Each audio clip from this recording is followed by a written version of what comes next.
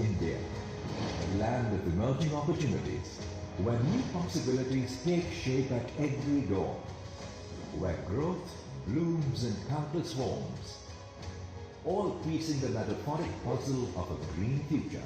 India is ready for a future of unprecedented growth, where its development plans are charging ahead on the synchronous wheels of clean transition, accelerating a vision of a sustainable growth with a conscience for affordable energy accessible to all, reinforcing the country's green resolve.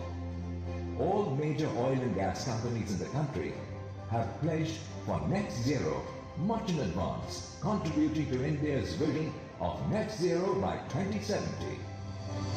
India Energy Week, India's global energy exhibition and conference, a flagship event of the Federation of Indian Petroleum Industry, FIPI, under the patronage of Ministry of Petroleum and Natural Gas. After the astounding success in Bengaluru and Goa in 2023 and 2024, India Energy Week is now set for its 2025 edition at Yashobhoomi, New Delhi. India Energy Week 2025 to facilitate ideas, promote thoughts and disseminate knowledge among the world's best minds in the energy industry. Through a power-packed agenda of strategic and technical conferences, networking events and multiple discourse platforms. More than 70,000 energy professionals, more than 700 exhibiting companies, 20 plus national and international oil companies, 6,000 plus Indian and foreign conference delegates, a confluence of energy ministers from important countries, more than 500 strategic and technical speakers, 100 plus conference sessions, 10 plus country pavilions, 8 thematic pavilions. The India Energy Week 2025 is all set to script India's next growth chapter. Embrace the opportunity and be a part of this transformative mega event that promises to shape the future landscape of the global energy sector.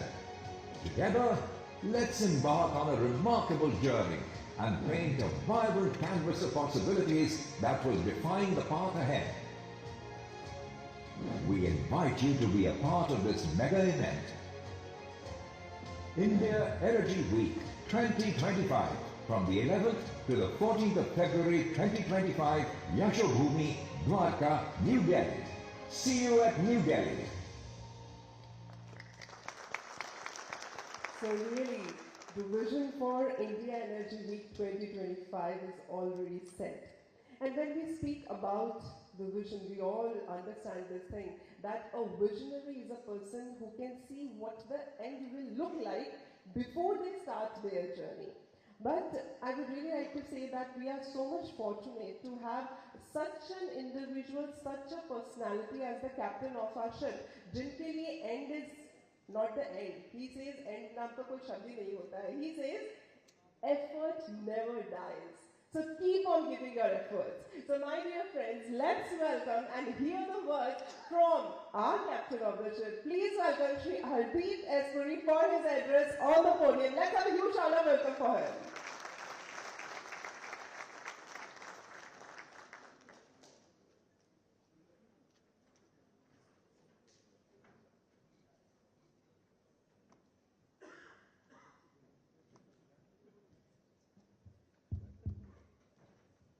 Thank you very much.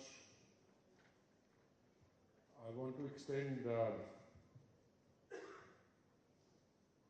very warm welcome to all of you and also express on behalf of the Ministry and the joint stakeholders our gratitude to FIPI for these awards, to the committee which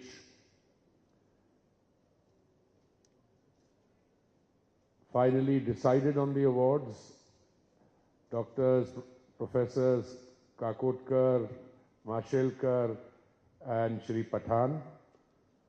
At least with two of them I've had the privilege of working very closely one on nuclear energy related issues and the other on intellectual property issues when I was ambassador to the United Nations in Geneva. And of course, Shri Pathan is a veteran of this industry. These awards were instituted, I'm informed, sometime in 2007. That is before FIPI in its present form came into being. And the 17 years of these awards and the kind of people who have been awarded, if you were to compile a list of those and the categories, I'm not just talking about the 20 categories today, that also tells the story of the transformation in the Indian industry.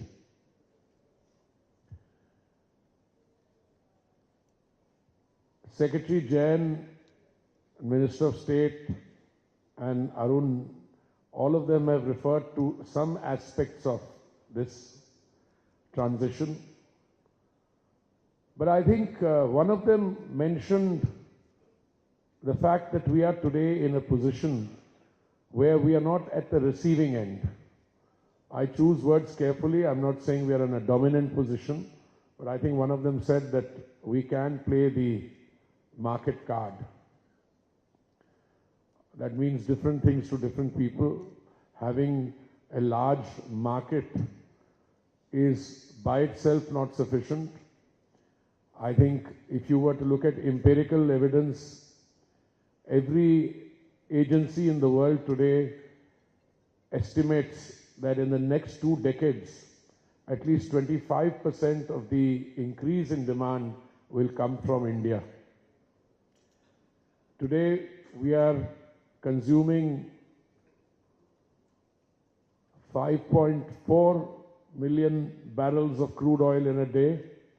3 years ago, when I joined this ministry and Pankaj came on board slightly later, it was only 5 million barrels a day.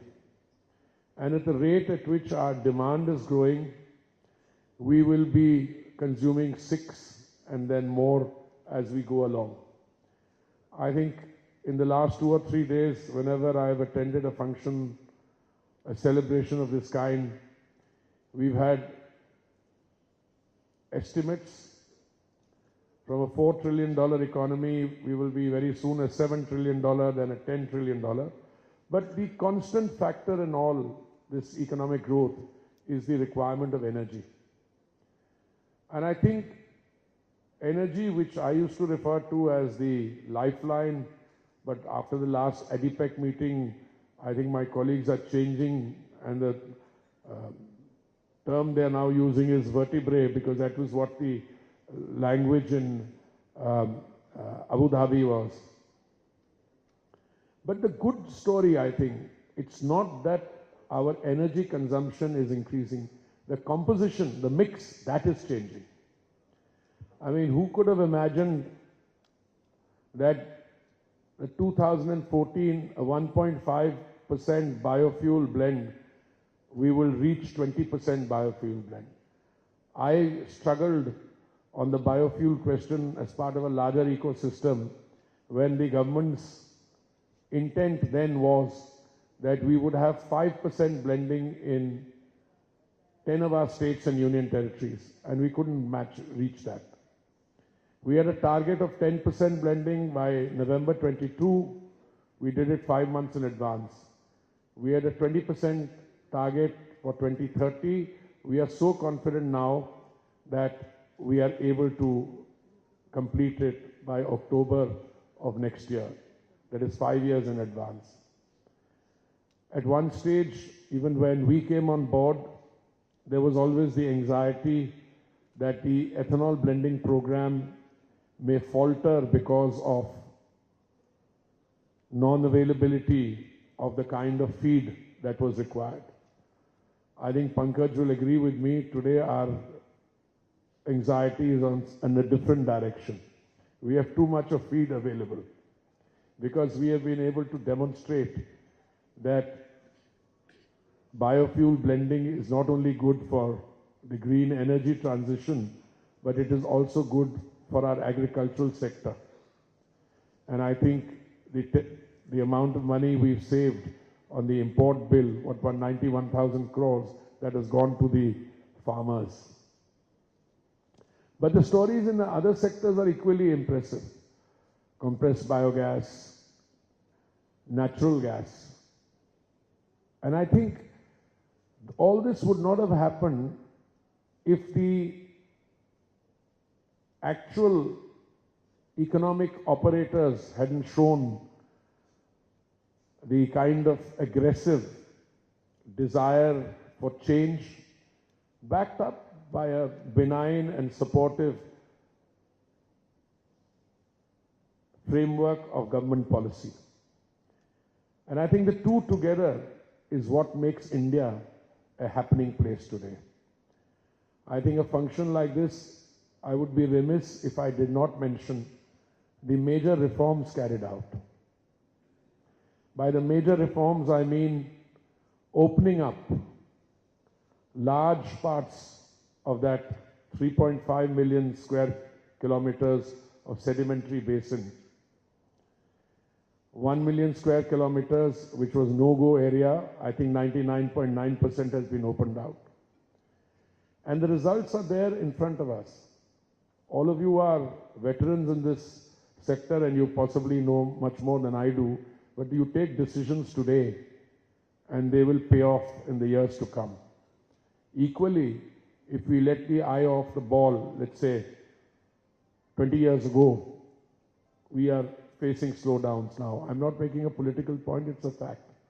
When I joined the ministry, I had some veterans tell me on my face, why are you bothering about E&P? There's enough oil available in the world, and instead of committing large amounts of money in big infrastructure projects of E&P, it would be much simpler if you were to import. That is the point of view. I don't agree with it. Even though more and more oil is coming on the market today, I don't believe in it for a different variety of reasons. And one anxiety I've had is that if I were to believe in the point of view that you don't need to do E&P because there's enough oil available in the world, the action or the decision making lies in somebody else's hand. And a few years ago, for very good reason, a lot of people turned around and said, stop investment in fossil fuels. As a result, no fresh investment came in. As a result, existing wells, which by themselves will diminish 5, 10, 15, 20% every year if you're not investing in them, and suddenly you had a crisis. Today, I believe it is it's taken for granted that we need to do the transition, and I think that's where the India story is good. Not only in biofuels, natural gas, compressed biogas, green hydrogen. That's another very promising story in India. But the reforms that we have done also will ensure that in terms of traditional hydrocarbons, we will, even if the rest of the world gives up, we still have a population of 1.4 billion. A rate of growth, which somebody just mentioned, is 3 times the, I think, 3 times the global average. It could grow further. We will need to ensure that on the 3 challenges we face, availability, affordability, and sustainability, we are not found wanting. I think so far we've been able to navigate that very well. Going forward, I see our import dependence on crude oil continuing for quite some time. I'm not in the speculating business, but if I were to be safe in my assessment, I would say at least 20 years.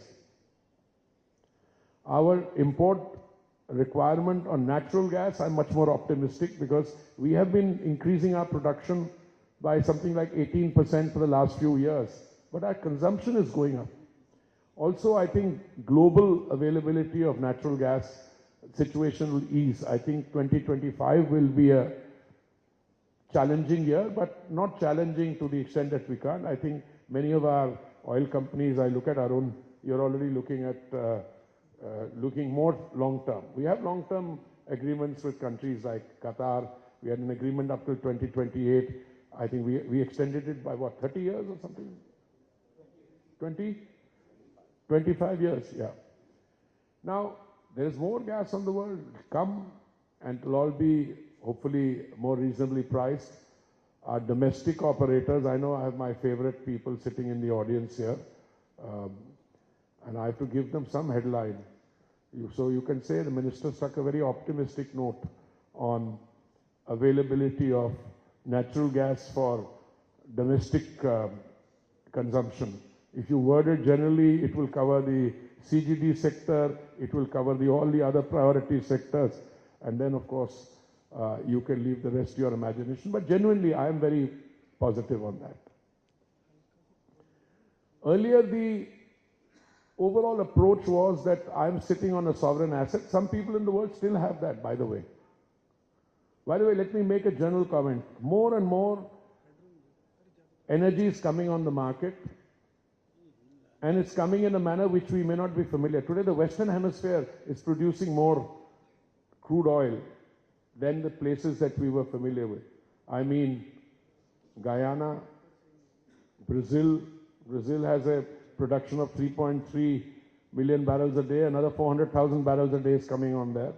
Guyana is a well-known story, so much so that I encourage people to say, look for oil and gas in the Andaman Sea. There is a Guyana or many Guyanas waiting to be discovered there.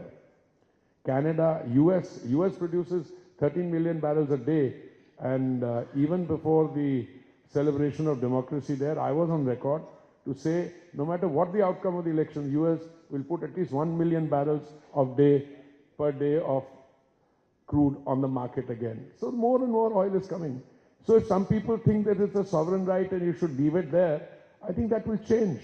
More and more oil will come into the market. How will that affect price?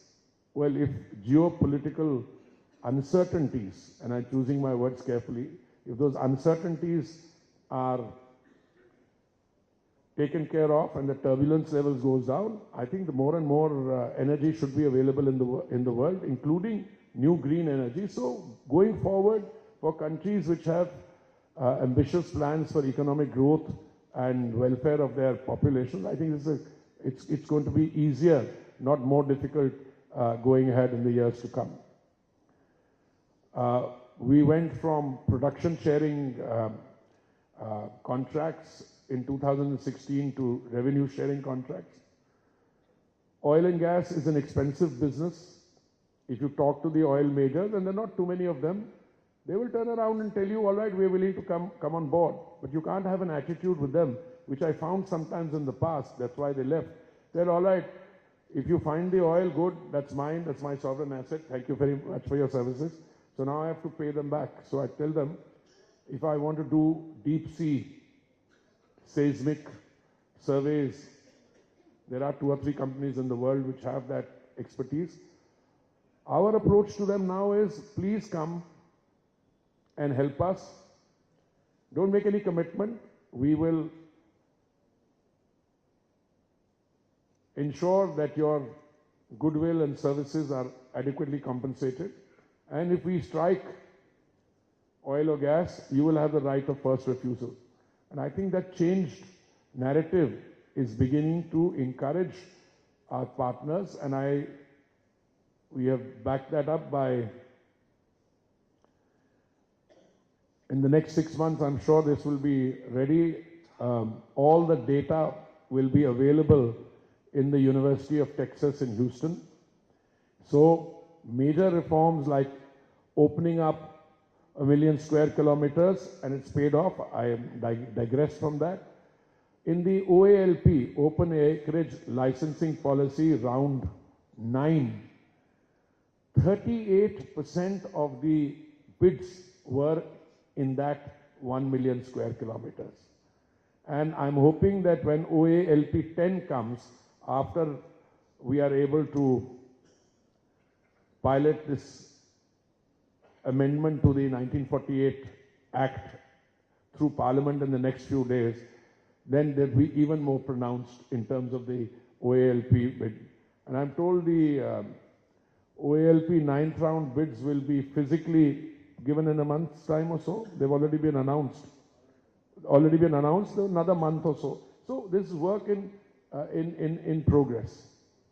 More than that, I think the good news is that today we are, with all humility, the burden of our message, or the main message that we are giving, is that, listen, we've had some interactions with you. My colleagues have gone on road shows. They've been to London, to Houston, to other places.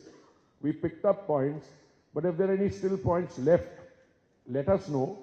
And in this draft piece of legislation which is before Parliament, and the fact is, you know, this 1948 law was designed not for the petroleum leases. It was designed for minerals, metals, the entire energy gamut. Now we realize that it required separation. So in 1957 we produced a separate one for minerals and metals. But we continued to be governed by the 1948, where the burden of the language, it still pulls you down a little, without a petroleum lease being, properly coordinated. So we are hoping to resolve that. And the message I give to most of our interlocutors outside, if there are any other points, please let us know. The idea is that this sector, both the transition, has to be accelerated, and I'm confident it will be. And when we move into natural gas and green hydrogen, in natural gas, I'm sorry, even though we talk about moving it from 6% to 16% in our overall energy mix, the real fact of the matter is that we are closer to the 6% than the 16%. In the exploitation of the sedimentary basin, I think we are doing better. But that also, again, these are, you can decide on an objective, but to implement it, there is so much of gestation and implementation that is required. But all in all, that picture is looking very good. When these awards started, I thought maybe it was a feminist jury or something. But I'm delighted to see very young people coming up for awards, and in sectors and for things which are to do with innovation, which have to do with technology.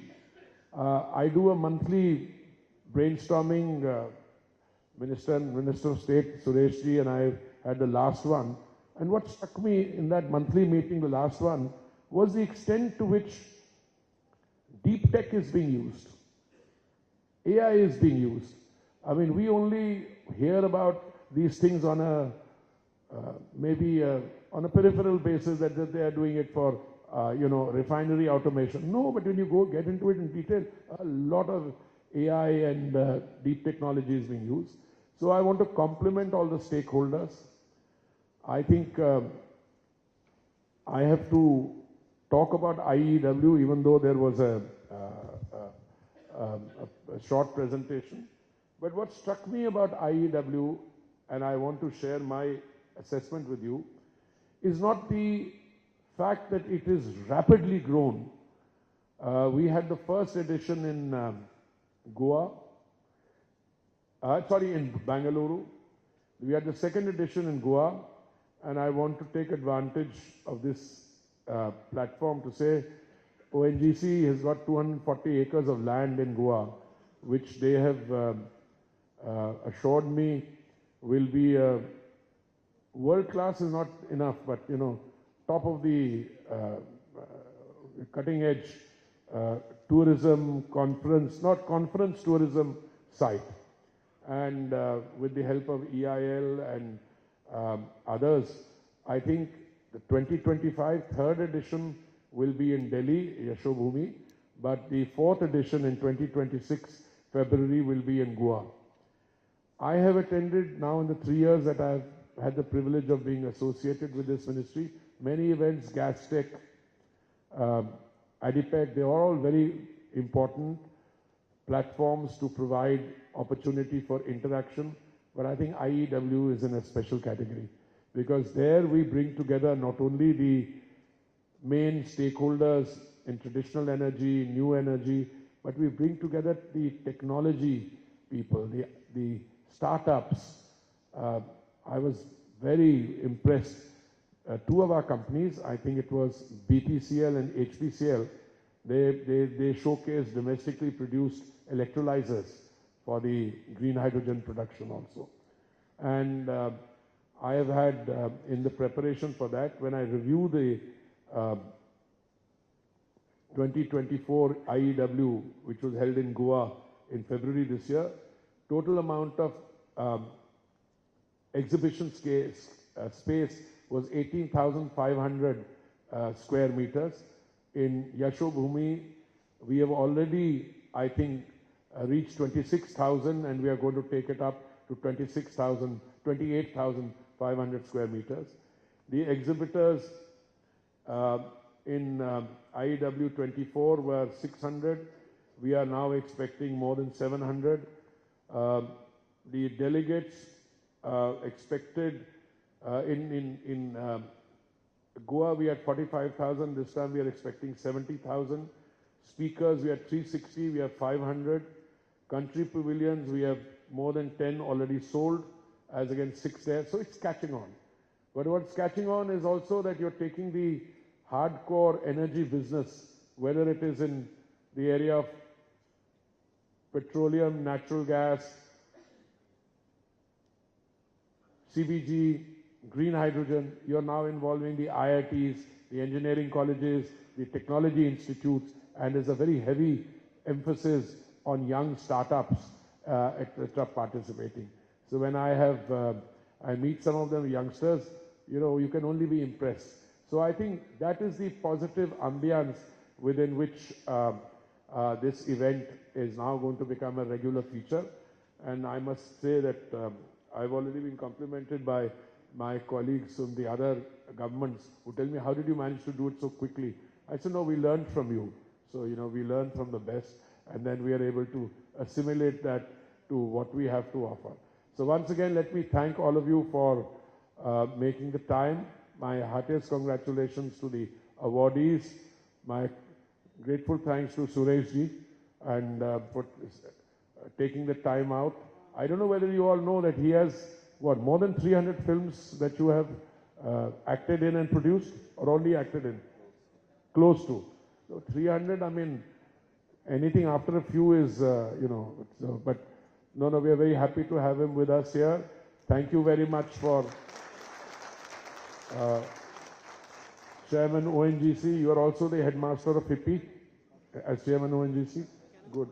And to the new Chairman of IOCL, welcome on board, although he's a veteran of the IOCL for many years.